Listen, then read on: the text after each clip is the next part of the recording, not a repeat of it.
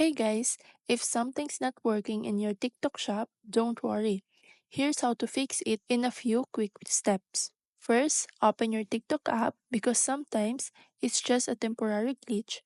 So try refreshing the app or the page where you're accessing the shop. Next, make sure you have a stable internet connection. Slow or unstable Wi-Fi can stop shop items from loading properly. If you're still having an issue, on iPhone, go to Settings, click General, and go to iPhone Storage. Scroll down and tap on TikTok, then hit Offload App. This clears some app data and helps fix bugs without deleting your info. Then, head to the App Store and make sure your TikTok app is fully updated. Updates often come with fixes for shop issues. If none of that works, it's time to contact TikTok support.